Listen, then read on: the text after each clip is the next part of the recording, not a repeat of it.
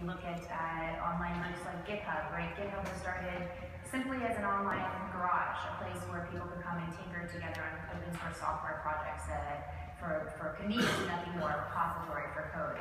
And unbeknownst to itself, GitHub suddenly found itself in the education credentialing sphere. Why was that? Because when you created a profile on the network, you had a resume. The resume was the record of all the commits, all the bugs you fixed, all the patches, all the work, the projects that you initiated, and others people's that you joined.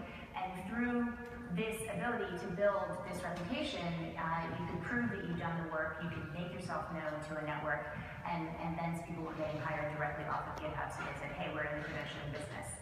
Again, if you look at things like some of the new disruptors in the higher ed space, specifically around technology, General Assembly and Dev Bootcamp, they talk a lot about skills. They talk a lot about specific programming languages that you're going to learn. But if you peek under the hood a little bit, you'll find that what they really have built is communities. And General Assembly is a very clear example of this because they actually started as an incubator, an office space, a place for investors, advisors, and people interested in joining and working on startups could congregate in their off hours. And then, you know, they were working during the day, they wanted to do something with the space in the evening, they had to pay rent in this beautiful Flatiron District loft, so they said, hey, let's hold a couple of workshops.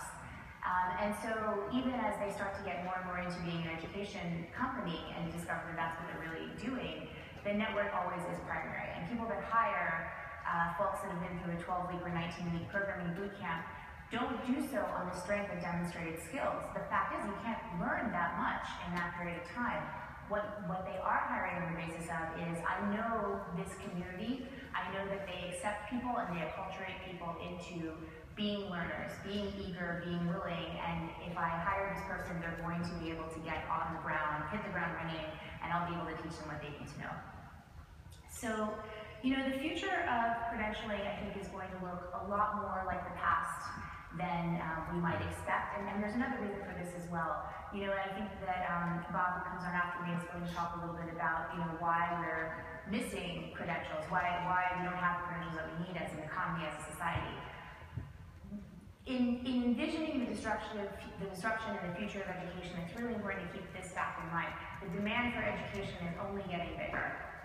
And because the pie is growing so much, it's unreasonable to expect that old versions of what we have are going to go away anytime soon. There's just too much demand overall. And so what we're talking about is essentially is, you know, a high school diploma used to be sufficient, now it's necessary but not sufficient. A bachelor's degree used to be an extra thing, now it's necessary but not sufficient.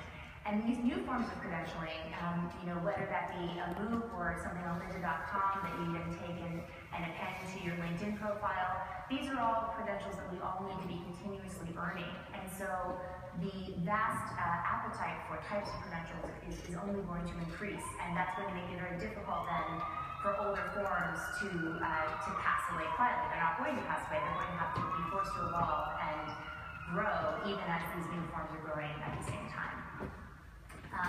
And just as one final image to kind of leave you with to think about what the future credentialing might look like.